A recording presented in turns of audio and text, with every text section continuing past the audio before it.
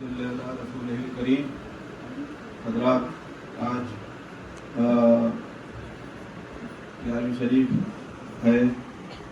हज़रत गौस आज़म सुल्तानुल औलिया महबूब सुबानी सैयद शेख मुहीउद्दीन अबू मोहम्मद अब्दुल कादिर जिलानी रज़ियल्लाहु ताला अन्हु की आज तारीख़ है। आप सुल्तानुल औलिया हैं। आप वो अल्लाह के वो वली हैं जिनके लिए आपने फरमाया है कि मैं तमाम वलियों की पुष्प पे मेरा पाँव है, यानी बग़ैर आपकी दार दौलत पे जाए हुए, हाजिरी दिए हुए, बग़ैर आपकी इनायत हासिल किए हुए कोई भी अल्लाह का नेक बंदा विलायत के दर्जे तक नहीं पहुँच सकता। तो ये ख़ास तारीख़ है और मैं और भी इस सिलसिले में बताऊंगा, लेकिन पहले मैं झंडा कुशाई करना चाहूँगा। झंडे के बारे में आपको बताना चाहता हूँ कि 2018 में मैं बगदाद शरीफ हाजिर हुआ, वहीं के बुलावे के ऊपर, और वहाँ पे मेरे ऊपर करम यह हुआ कि वहाँ एक ख़ास तौर से फंक्शन किया गया, एक प्रोग्राम किया गया, और उसमें उन्होंने जो भी हजरात थे उन्होंने वहाँ पे बड़े पीर साहब की शान में मनक़बतें पढ़ी, बड़े झूम झूम करके कसीदे पढ़े, आपकी शान बयान करी। वो बहुत बड़ा फंक्शन किया गया। उसके बाद फिर वो झंडे दिए गए। तो जो जो मुल्कों से लोग आए हुए थे, अलग अलग मुल्कों से, उनको एक एक झंडा अता हुआ वहाँ से। और ये किस्मत की बात है और करम की बात है, और हमारे ऊपर बड़ा हज़रतुल्लाह नियाज़ बिन का करम था कि हिंदुस्तान, पाकिस्तान, बांग्लादेश की तरफ से सिर्फ मैं ही वहाँ पे था, तो ये झंडा मुझे भी अता हुआ। वो ये झंडा है जो यहाँ पे मुझे अता किया गया, और बहुत ख़ास एजाज़ के साथ। खाली ये नहीं कि किसी तरीके से कहीं कमरे में बैठ कर के दे दिया गया हो, बल्कि बहुत बड़ा एक फंक्शन किया गया।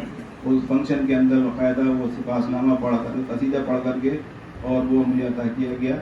वहाँ पे वो फ़ोटो भी लगा हुआ, आप शायद देख सकते हैं। तो बहरहाल वो झंडा है, और उस झंडे की का तक़द्दुस और एहतराम ये है कि वो झंडा एक पैगाम है। और वो पैगाम क्या है कि जो अल्लाह के वली हैं उनका जो अमन का पैगाम है, मोहब्बत का पैगाम है, भाईचारे का पैगाम है, जो आपकी हैं, आपके तसर्रुफ़ात हैं, उसका पैगाम है, विलायत का पैगाम है, अल्लाह के रसूल से इश्क और मोहब्बत का पैगाम है। और इस बात का पैगाम है कि जहाँ भी मुसलमान हैं उनको हज़रत बड़े पीर साहब की सरपरस्ती की ज़रूरत है, और वहाँ पे उसकी सरपरस्ती के लिए वहाँ पे जगह जगह आपको एक तरीके से नुमाइंदे बना करके भेजे गए हैं। आपने अपने हयात मुबारका में भी अपने खुलाफा को तमाम दुनिया में भेजा। अफ्रीका की वो कंट्री जहाँ बिल्कुल रेगिस्तान था, बंजर था, वहाँ पे भी आपने अपने खलीफा भेजे, और अब इस्लाम की तालीमात को आम किया, और तमाम दुनिया के अंदर ये सिलसिला कादरिया फैला। तो ये सिलसिला हमारी हज़रत नियाज़ बिन नियाज़ के पास हज़रत अब्दुल्ला बगदादी कादरी, जो हज़रत बड़े पीर साहब की ही औलाद में थे, और आपकी बिशारत से ही हिंदुस्तान तशरीफ़ लाए थे। हज़रत नियाज़ बिन नियाज़ को आपने आकर खिलाफत अता की थी और फ़िरक़ा अता फरमाया था। उसकी पूरी तफसील किताबों के अंदर मौजूद है। मुख्तसर बात ये कहना है कि हज़रत नियाज़ बिन नियाज़ के जो चिश्तिया सिलसिला है, इसके साथ साथ कादरिया सिलसिले की भी मरकज़ियत हासिल है, और शायद यही वजह है कि उसी ताल्लुक़ से, उसी निस्बत से मुझे ये चीज़ अता हुई। ये मेरे लिए बहुत एजाज़ की बात है, और ना ही सिर्फ मेरे लिए एजाज़ की बात है, बल्कि मैं समझता हूँ कि तमाम हिंदुस्तान के लिए करम की बात है, और ख़ास तौर से अलीगढ़ वालों के लिए बड़े करम की बात है कि वो झंडा लेके मैं यहाँ आए, और इस झंडे के साए में हम सब लोग रहेंगे इंशाअल्लाह ताला, और बड़े पीर साहब का हम सब लोगों का करम रहेगा। तो पहले मैं वो झंडा कुशाई करता हूँ, उसके बाद एक नात होगी और मनक़बतें होंगी। कुछ मैं बड़े पीर साहब की शान में चंद अल्फाज आप लोगों के सामने रखूँगा, ताकि मालूम होना चाहिए हर एक को बड़े पीर साहब गौसे आज़म कौन थे, उनकी क्या मर्तबा था, अल्लाह ने क्या मर्तबा उनके लिए अता किया, और किस तरीके से आपको वो मर्तबा मिला। इख्तिसार में वो बातें बताऊँगा, लेकिन पहले मैं झंडा कुशाई कर लूँ। اس کے بعد انشاءاللہ شروعات ہوگی. بسر سرکار جیلانی قدم سے آپ کے رونق ہے سارے بس میں امکان کو قدم سے آپ کے رونق ہے سارے بس میں امکان کو شہ عالم شہ جنو بشر سرکار جیلانی شہ عالم شہ جنو بشر سرکار جیلانی علی کے جانشین اور حضرت حسنین کے پیارے علی کے جانشین اور حضرت حسنین کے پیارے کہ وہ ہیں بیخ اور تم ہو سمر سرکار جیلانی کہ وہ ہیں بیخ اور تم ہو سمر سرکار جیلانی تمہارا نام لینے کے تو میں قابل نہیں اب تک تمہارا نام لینے کے تو میں قابل نہیں اب تک خدا را لیجیے میری خبر سرکار جیلانی خدا را لیجیے میری خبر سرکار جیلانی تمہیں دستے یدلا ہو تمہیں شمع نبوت ہو تمہیں دستے یدلا ہو تمہیں شمع نبوت ہو تمہیں سے ہے منور ہر نظر سرکار جیلان کہف الیقین ومرتقى الإحسان وخزينة لحقائق العرفان نهج الشریعت فهم آل محمد وسفینۃ الناجی من الطوفان اور ہی سدرۃ التقوی نمت من فاطمن تحت الکسائے بقیۃ الادنان فأقصد مدینة علمها من حیدر تهدى اليقین بعلمه الربانی حسنیۃ خصم الامام خصیمها بید الحسین لواہ المیدان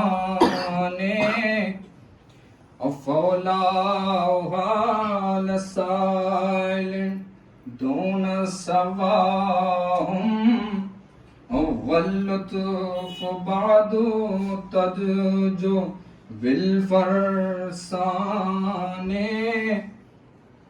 بدو الہدایت ہم ومنہم ختمہا وبہم تساو سعادت الانسان فادخلہم بیت النبوت واستقم کیما تذوقا حلاوت الایمان کہف الیقین ومرتقى الاحسان اللہم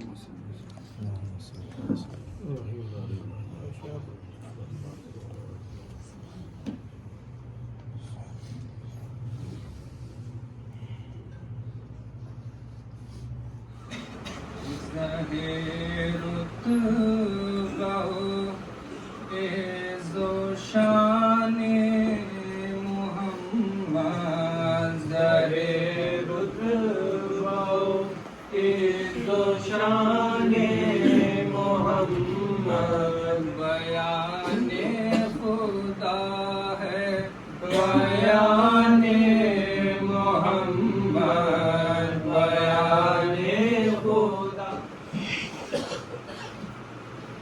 بسم اللہ الرحمن الرحیم اعوذ باللہ من الشیطان الرجیم بسم اللہ الرحمن الرحیم نحمدہ و نصلی علی رسولہ الکریم اما بعد سورہ یونس میں وَلَا أَنَّ اللَّهَ لَا خَوْفٌ وَلَا هُمْ يَحْزَنُونَ اللہ کے جو ولی ہیں اولیاء اللہ ہیں ان کو نہ کوئی حزن ہوتا ہے نہ کوئی ملال ہوتا ہے. حضرات کی سمجھنے کی سبھی کی ضرورت ہے، ہر ایک جانتا ہے، لیکن آپ سب لوگوں کو پھر ایک بار بتانا پڑتا ہے کہ نبوت کا دروازہ بند ہونے کے بعد ولایت کا دروازہ کھلا گیا، کیونکہ ہمیں ہدایت کا سلسلہ جاری ہی ہونا تھا. تو نبوت کا دروازہ تو ہم صلی اللہ علیہ وسلم کے بعد ختم ہو گیا. آپ خاتم النبیین ہوئے، آپ خاتم المرسلین ہوئے، آپ کے اوپر تمام نعمتیں امت کے لیے مکمل ہو گئی، اور پھر وہ دروازہ نبوت کو بند کر دیا. لیکن پھر ولایت کے لیے حضرت مولا مشکل کشا کو ولی اللہ نے اپنے حبیب کا ولی و وصی بنایا، اور آپ نے آخری خطبے میں آپ کو ہاتھ اٹھا کے یہ فرمایا کہ من کنت مولا فہذا علی مولا، کہ میرے بعد جو بھی مولا ہے تمام مومنین کا وہ علی مرتضیٰ مشکل کشا. دیکھیے ملوکیت الگ چیز ہے، حکومت الگ چیز ہے، اور خلافت اور روحانیت الگ چیز ہے. تو روحانیت کی جو جانشین ہوئے، وسیع ولی ہوئے، وہ مولا مشکل کشا ہوئے. یہ سلسلہ ہمیشہ جاری رہنا. آپ یہ سمجھیے کہ دنیا کا کوئی بھی خطہ کبھی بھی کسی ولی سے خالی نہیں رہتا. اللہ کسی نیک بندے کی وجہ سے، اللہ کے دوست کی وجہ سے اس خطے کی حفاظت فرماتا ہے، اور اس خطے کو بقا عطا فرماتا ہے. ورنہ ہم گناہگار خطا کار جو لوگ ہیں، ان کی گناہوں کی وجہ سے زمین کے تخت پلٹنے کا خطرہ رہتا ہے. اس لیے ہر جگہ اللہ کے ولیوں کو رکھا گیا. اب حضرت غوث اعظم جو ہیں، حضرت بڑے پیر صاحب رضی اللہ تعالیٰ عنہ جو ہیں، وہ ایسے ولی ہیں جو تمام ولیوں کے سردار ہیں. اور آپ پیدائش سے ہی مادرزاد آپ ولی تھے. آپ کی پیدائش یکم رمضان 471 ہجری میں ہوئی، جیلان میں. جیلان ایران میں ایک جگہ ہے، وہاں پہ آپ پیدا ہوئے، اور آپ پیدا ہوتے ہی آپ کی کرامتیں شروع ہو گئی. اسی دن جس دن آپ تشریف دنیا میں لائے تو وہاں پہ چاند کی رویت کا مسئلہ تھا کہ یہ پتہ نہیں تھا کہ چاند ہوا ہے یا نہیں ہوا. چاند کی کوئی تصدیق نہیں ہو رہی تھی. تو آپ کی والدہ نے بتایا کہ آج میرے اس نو مولود نے میرا دودھ نہیں پیا ہے. اس کا مطلب ہے کہ یہ آج رمضان کی پہلی تاریخ ہے. اللہ اکبر. یہ مرتبہ ہے حضرت بڑے پیر صاحب رضی اللہ تعالیٰ عنہ کا کہ دنیا میں تشریف لاتے ہی آپ نے اپنے ولایت کا سلسلہ شروع کیا. اور آپ نے اپنے تقوی، پرہیزگاری، علم اور اپنے جہاد سے، اپنے تقوی سے دنیا میں تمام لوگوں کو ہدایت فرمائی۔ آپ جب چھوٹے سے تھے، آپ نے بڑی مشہور ایک واقعہ سنا ہوگا جو کتابوں میں دی وہ ہوتا ہے کہ آپ اپنی والدہ کی جب اجازت لے کے چلے، کیونکہ آپ جہاں جاتے تھے وہاں سے آپ بچوں کے ساتھ کھیلنا چاہتے تھے تو الیہ یا مبارک آواز آتی تھی۔ آپ فرماتے ہیں کہ میں آواز سنا کرتا تھا الیہ یا مبارک، جب بھی میں بچوں کے ہم اور بچوں کے ساتھ کھیلنے کی کوشش کرتا تھا تو مجھے آواز آتی تھی الیہ یا مبارک، اے مبارک تم ہماری طرف آؤ۔ یعنی آپ فرماتے ہیں کہ مجھ سے کہا جاتا تھا کہ تمہیں ہم نے کھیلنے کے لیے پیدا نہیں کیا۔ تو جب آپ نے یہ دیکھا، پھر آپ جب مدرسے میں جاتے تھے تو مدرسے میں پیچھے پیچھے فرشتوں کا ہجوم چلتا تھا، اور جب مدرسے میں آپ پہنچتے تھے تو وہاں آواز آتی تھی کہ اللہ کے ولی کو بیٹھنے کی جگہ دو۔ یہ سلسلہ جب آپ کا بچپن سے ہی تھا تو آپ نے اپنی والدہ سے اجازت لی کہ میں علم دین کی تحصیل چاہتا ہوں، علم دین حاصل کرنا چاہتا ہوں، تو مجھے بغداد جانے کی اجازت دی جائے۔ تو آپ کی والدہ مائدہ جن کا نام حضرت فاطمہ تھا، آپ نے ان کو ان کے اصرار کے اوپر اجازت دی، اور آپ کے ساتھ ایک آپ کو بنڈی بنا دی، ایک قافلہ جا رہا تھا بغداد، اس کے ساتھ آپ کو روانہ کیا، اور اس بنڈی کے اندر، اس صدری کے اندر 40 دینار، کیونکہ آپ کے والد ماجد کا انتقال ہو چکا تھا تو آپ اپنی وراثت میں 80 دینار چھوڑ گئے تھے۔ تو آپ کے ایک اور بھائی تھے، چھوٹے بھائی تھے، ان کے لیے آپ پہلے آپ کی والدہ 80 دینار آپ کے ساتھ کرنا چاہتی تھی، کیونکہ آپ سفر پہ جا رہے تھے اور لمبا سفر تھا، ایران سے لے کے بغداد کا سفر تھا۔ تو لیکن آپ نے فرمایا ہے کہ نہیں، یہ وراثت ہم دونوں بھائیوں کی ہے، اس لیے اس میں دونوں کا حصہ ہے، اس کا آدھا حصہ مجھے آپ دی۔ تو آپ کو 40 دینار آپ کے والدہ نے آپ کی بنڈی کے اندر سی دی۔ آپ اس قافلے کے ساتھ روانہ ہوئے جو قافلہ بغداد کے لیے جا رہا تھا، اور راستے میں اس قافلے پہ ڈاکوؤں کا حملہ ہوا، اور قافلے نے تمام قافلے کو لوٹ لیا، تمام لوگوں کا سامان لوٹ لیا۔ آپ 9 عمر تھے، 17 سال کی آپ کی عمر تھی، آپ ایک طرف بیٹھے ہوئے تھے، تو ڈاکوؤں کو یہ وہ بھی نہیں تھا، انداز بھی نہیں تھا کہ ان کے پاس بھی کچھ ہوگا۔ کسی ایک ڈاکو نے آپ سے پوچھا تمہارے پاس کچھ ہے؟ تو آپ نے فرمایا ہاں میرے پاس 40 دینار ہیں۔ تو وہ سمجھ کے شاید تمسخر سمجھا کہ شاید یہ مذاق کر رہا ہے مجھ سے، آگے چلا گیا۔ اس کے بعد دوسرا ڈاکو آیا، اس نے بھی آپ سے پوچھا تمہارے پاس کچھ ہے؟ آپ نے کہا میرے پاس 40 دینار ہے۔ وہ بھی چلا گیا، سمجھ میں نہیں آیا۔ پھر اس نے اپنے سردار سے کہا کہ وہ ایک لڑکا سا ہے، بچہ سا ہے، اور وہ کہتا ہے کہ میرے پاس 40 دینار ہیں۔ تو اس نے جب ڈاکو کا سردار تھا، اس نے آپ کو بلوایا اور آپ سے پوچھا کہ تمہارے پاس کہاں ہے 40 دینار؟ تو آپ نے فرمایا میری صدری کے اندر سلے ہوئے ہیں۔ تو اس نے کہا کہ اچھا دکھاؤ۔ تو آپ نے اپنی صدری پھاڑی اور اس میں تو 40 دینار نکلے۔ یہ دیکھ کر کے وہ ڈاکو کا سردار بہت متاثر ہوا، اور اس نے کہا کہ ہم نے تو کسی نے تمہیں لوٹنے کی کوشش نہیں کی تھی، تو تم نے پھر یہ اپنا حال کیوں بتا دیا؟ تم نے یہ کیوں بتا دیا کہ تمہارے پاس یہ زر ہے؟ تو آپ نے فرمایا کہ چلتے وقت میری والدہ نے کہا تھا کہ کسی بھی حالت میں جھوٹ مت بولنا، ہمیشہ سچ بولنا اور کبھی بھی جھوٹ مت بولنا۔ اس لیے میں اپنی والدہ سے وعدہ کر کے آیا ہوں، میں جھوٹ نہیں بولوں گا، لہٰذا میں نے مجھ سے پوچھا گیا تو میں نے سچ بتایا۔ تو وہ ڈاکو اس قدر متاثر ہوا کہ اس نے کہا کہ یہ بچہ ایسا ہے جو اپنی والدہ، اپنی ماں سے کیے ہوئے وعدے کو کے خلاف کوئی کام نہیں کرنا چاہتا، جبکہ ہم اللہ سے اس کی اطاعت کا وعدہ کیے ہوئے ہیں، اس کی خلاف ورزی کر رہے ہیں۔ یہ ہمارے لیے کتنے افسوس کی بات ہے۔ تو وہ فوراً طائب ہو گیا، توبہ کر لی اس نے، تمام قافلے کے لوگوں کو پیسہ واپس کر دیا، جتنا مال لوٹا تھا واپس کر دیا، اور وہ آپ کے ہاتھ پہ طائب ہو گیا۔ جتنے بھی آپ اس کے ساتھ اور ڈاکو تھے ان سب لوگوں نے توبہ کری، اسلام قبول کرا اور دین قبول کیا۔ یہ شان آپ کی شروع سے شروع ہو گئی تھی۔ پھر آپ نے بغداد پہنچ کر کے علم حاصل کرنا شروع کرا، تقویٰ، پرہیزگاری، روزے، ریاضت، مجاہدہ کرنا شروع کرا۔ جنگلوں میں آپ نکل جاتے تھے اور جنگلوں میں آپ بھوکے رہ کر کے وہاں پہ اللہ کا نام لیتے تھے، اللہ کو یاد کرتے تھے، اور اس کے بعد آپ شہر لوٹ کے آتے تھے، تب بھی آپ کا حال وہی ہوتا تھا۔ لیکن میں آپ کو یہ بتانا چاہتا ہوں کہ اللہ کے ولیوں کی بھی ٹیسٹنگ ہوتی ہے۔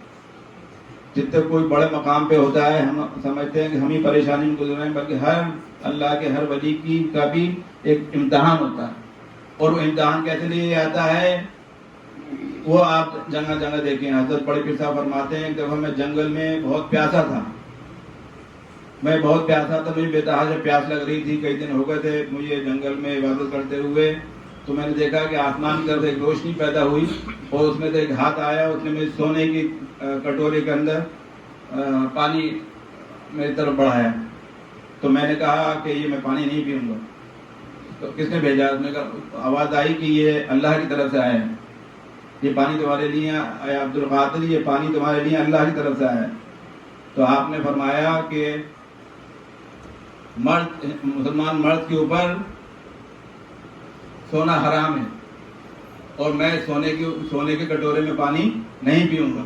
تو پھر اس آواز نے کہا کہ اللہ کی طرف سے آیا ہے.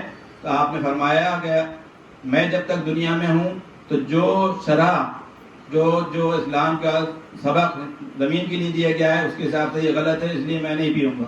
تو وہ فوراً شیطان کافور ہو گیا، فوراً غائب ہو گیا اور اس کو انداز ہو گیا. پھر ایک کو کئی اسی طریقے کے واقعات ہیں. ایک دفعہ آپ نے دیکھا کہ جنگل میں تھے اور ایک نور پھیلا اور نور میں ایک شکل ظاہر ہوئی اور اس نے کہا عبد القادر میں تمہارا خدا ہوں. تو آپ نے فرمایا کہ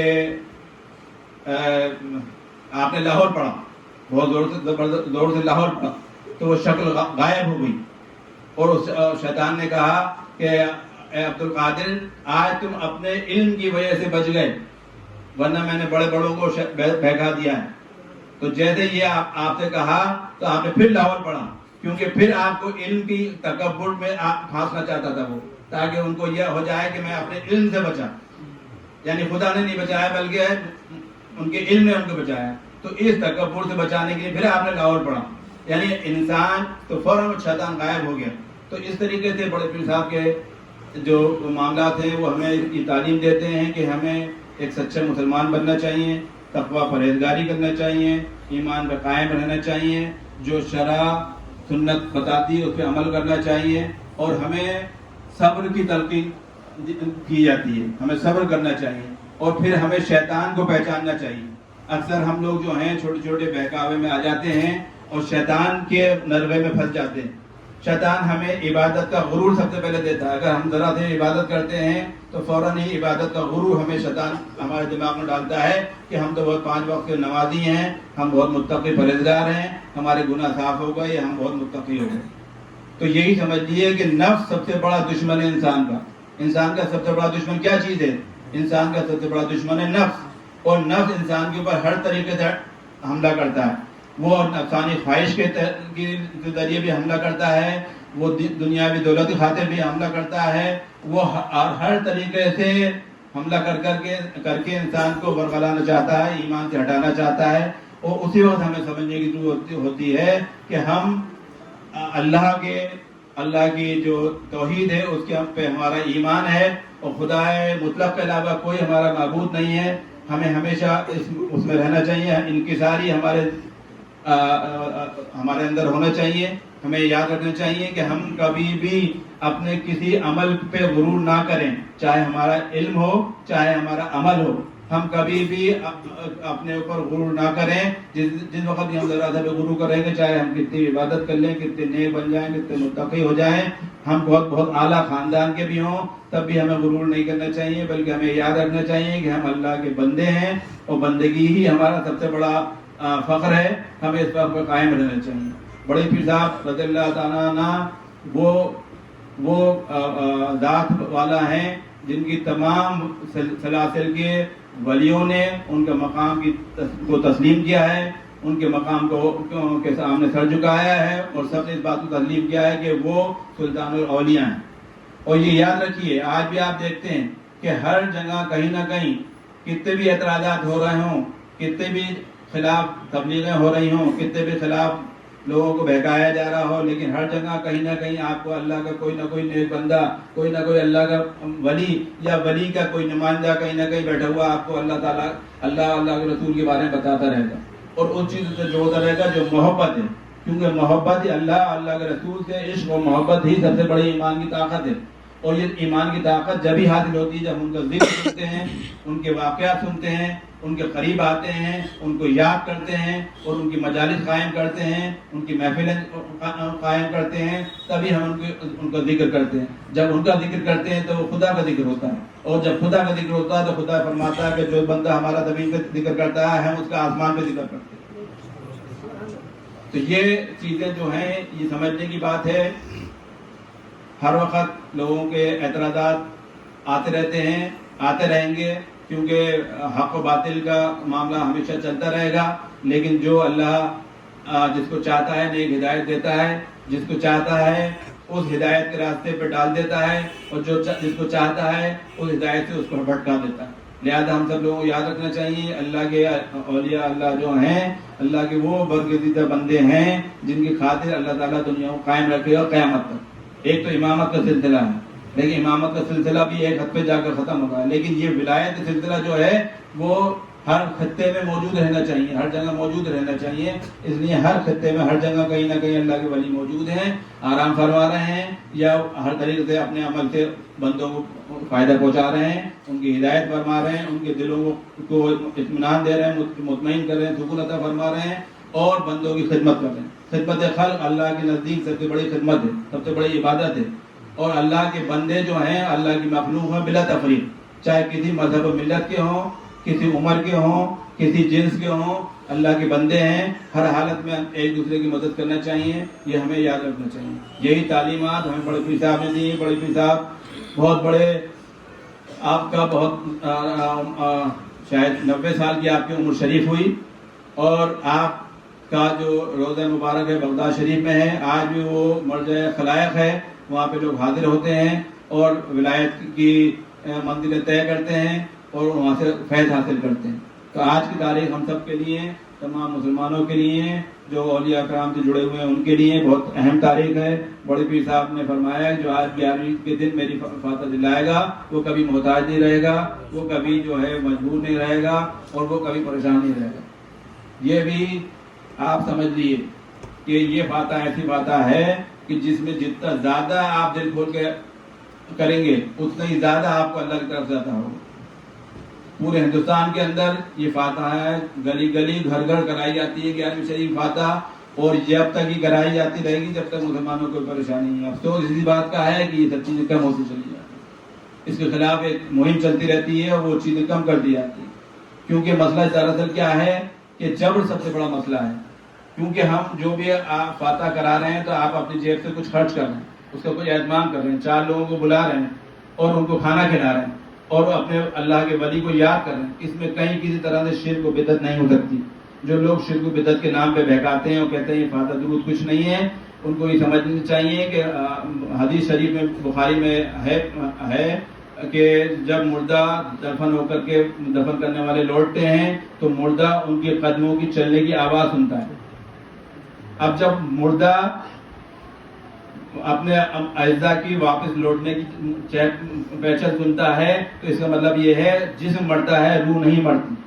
روح ہمیشہ زندہ رہنے والی چیز ہے، روح کبھی ختم نہیں ہوتی. تو جو بھی ایصال ثواب ہوتا ہے، جو اللہ کا کلام پڑھ کر کے اور جو بھی چیزیں پڑھ کر کے اللہ اس پہ ایصال ثواب کیا جاتا ہے، وہ اس روح کو پہنچتا ہے اور اس روح کو اس کی لطافتیں پہنچتی ہیں. مثلا اگر کھانا آپ پکا رہے ہیں تو کھانے کی لطافت جو ہے، اس کی خوشبو، اس کا مزہ وہاں تک پہنچتا ہے.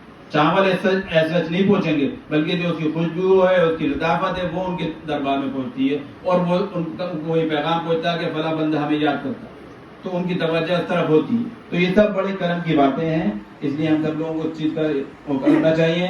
آج یہ میں اس لیے آپ کو تھوڑا سا بتا دیا کیونکہ پھر میں حیدر سے کہوں گا کہ جلدی سے 2 منقبتیں پیش کریں. اور قصیدہ غوثیہ منظوم ایک تو عربی کا ہے، ایک قصیدہ غوثیہ ہمارے حضرت اللہ شاہ محمد تقی العزیز میاں صاحب جو محبوب حق بھی ہیں انہوں نے اس کو منظوم کیا ہے، وہ پڑھا جائے گا. اس میں آخر میں دعائیہ جملے ہیں، اس وقت سب آپ لوگ آمین آمین کہہ کر کے اپنا کریں گے. اور اس کے بعد 2 منٹ کے لیے جو حلقہ ہے یا شیخ عبد القادر شاہین للہ کا ہوگا، ایسے ہی بیٹھ کر کے اس کی بعد فاتح ہوگی.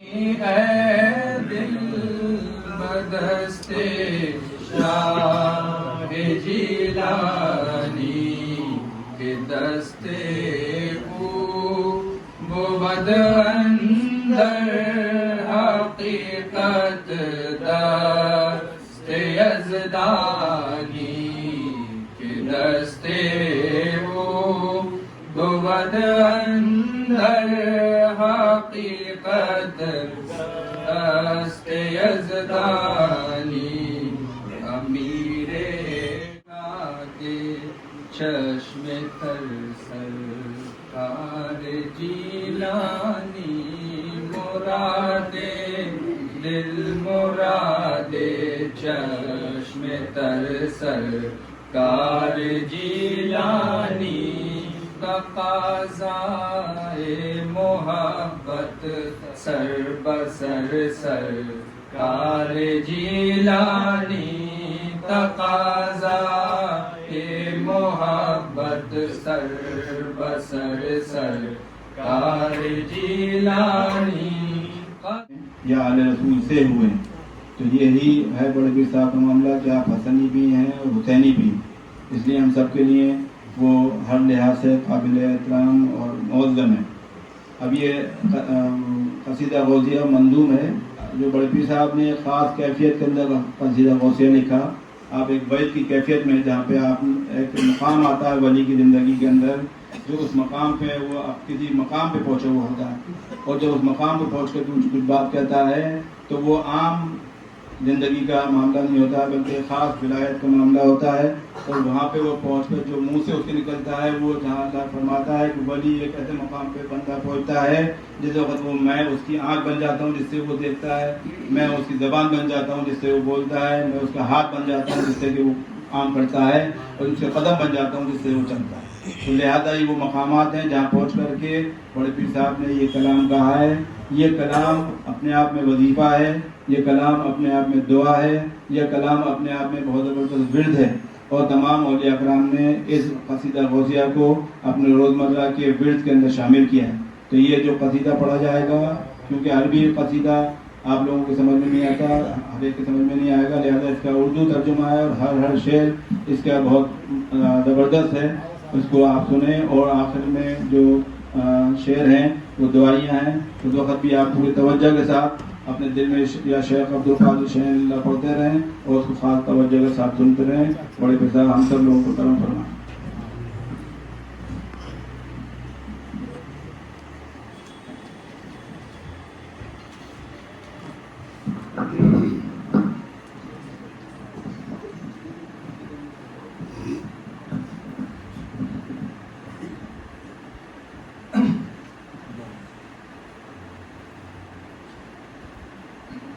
دیے ساقی نے جام وصل پہ ہم، کہا میں نے کہ آب پردہ ہمدم، وہ خون سے آ گیا کاسے کے اندر، ہوا میں مست اور احباب دیگر، کہا قطبوں سے یہ میں نے کہ خوش ہو، حضوری میں میری سب مل کے آؤ، اور پیو تم آ کے تم ہو میرا لشکر، مجھے بخشی ہے حق نے نایاب برتر، ملی مجھ کو میں صافی تمہیں درد، نہ سمجھو گے کجا خالق میرا برد، اور ملی ہے حق سے تم کو جائے بہتر، ہے میرا مقام و حال برتر، اور میری قربت ہے رکنی ذات سے راہ، اور میرا ہر فعل ہے از حکم اللہ، اور ہوں ہر مشرب کا میں ہی پیر و آقا، اور یہ رتبہ دین میں کب کس نے پایا، اور جو خلعت حق نے بخشا ہے وہ عالی، اور مجھے بخشا گیا تاج کمالی، اور دیا حال اور مجھ کو سر بتائے، سوالات عطا سب میں نے پائے، اور ہوں قطبوں کا میں والی اور مولا، ہے میرا حکم ہی ان سب پہ اولا، اور جو بحروں پر اتاروں بھید اپنا، اور نہ رہ جائے پھر ان میں ایک قطرہ، اور جو صرف اپنا پہاڑوں پر میں ڈالوں تو ان کو پارا پارا خاک پاؤں، اور جو یہ صرف نار پر جائے اتارا تو اس کا سرد ہو جائے شرارہ، اور جو مردے پر یہ سر جائے اتارا تو قدرت سے خدا کی ہو وہ زندہ، اور نہیں شہروں میں اور قصبوں میں ایسا، اور بغیر علم ہو جو میرے کوئی ہوتا، اور خبر دیتے ہیں مجھ کو بیش اور کم، بتا کر مجھ کو کم کرتے ہیں ہر غم، اور مرید خاص من ہو کے تو خوشگاہ کر، اچھے کام نام من ہے اعلیٰ، اور مریدم ڈرنا تو اللہ ربی، اور عطا کی اس نے مجھ کو حد سی ہستی، اور زمیں تا آسماں بجتا ہے ڈنکا، اور نہیں کچھ کام مجھ تک بے ادب کا، اور ہے زیر حکم میرے ساری دنیا، کیا حق نے میرا دل صاف پیدا، اور نظر جب سوئے ملک الہ ڈالی تو حکم حق سے پرائی دنیا پالی، اور میرے زیر قدم سارے ولی ہیں کہ میرے شانوں پر پائے نبی ہیں، اور میرے زیر قدم سارے ولی ہیں کہ میرے شانوں پر پائے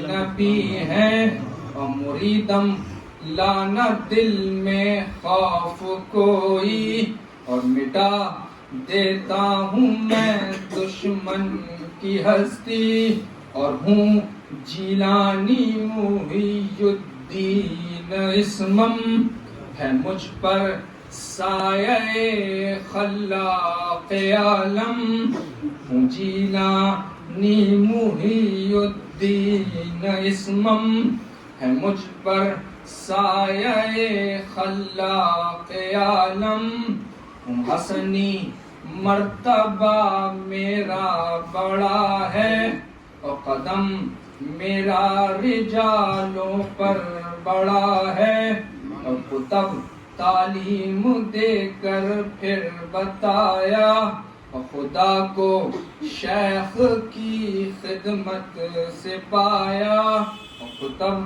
تعلیم دے کر پھر بتایا، خدا کو شیخ کی خدمت سے پایا، اور ہے عبد القادر اسم و نام مشہور، ہے میرے جد حضور صاحب نور، ہے عبد القادر اسم و نام مشہور، ہے میرے جد حضور صاحب نور، وصل الى اعلی خیر الکمالی وآل الى بدر الجمالی. اور کیا ہے ترجمہ میں نے یہ کب راز، اور کیا ہے یہ انہی نے خود سرفراز. اور کوئی صحب تو دیجے معافی، اور تمنا کیجے میرے دل کی پوری. اور شہ جیلاں یہی ہے عرض میری، اور رہے تا مرگ میرا شیخ راضی. اور شہ جیلاں یہی ہے عرض میری، اور رہے تا مرگ میرا شیخ راضی.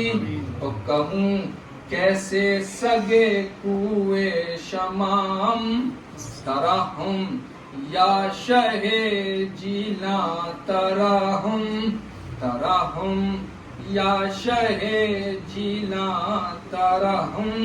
اور میری ادبار میں کشتی پھنسی ہے، اور یہ دنیا تو میرے پیچھے بڑی ہے. اور مصیبت سے مجھے دیجے رہائی، اور مقدمے سے میری کیجے خلاصی. اور مجھے قرضے سے چھٹکارا عطا ہو، اور مرض جو کوئی ہے اس سے شفا ہو. مجھے اولاد دیجے، مال دیجے، محبت دیجیے اور حال دیجے. اور سفر کو جاؤں تو پورا سفر ہو، اور مجھے دشمن کے پنجے سے مفر ہو. ہے اب تو راز کو اتنا ہی کہنا، اٹھا دیجے خدا را جلد پردہ. اور یہ جو کچھ بھی ہے صدقہ آپ کا ہے، محبت اور سودا آپ کا ہے. اور تصدق پنجتن کا میری سنیے، اور شہ جد الحسن کا میری سنیے. اور تصدق والدین و مرشد پاک، جمیع خاندان شاہ لولاک، اور جمیع سلسلہ اور آلیت ہے. نیاز و تاج موہی پاک دیندار، ہے حق سے رابطہ جو اس کا صدقہ. اور ملے کچھ راز کو اس میں سے مولا، ملے کچھ راز کو اس میں سے مولا، ملے کچھ راز کو اس میں سے مولا.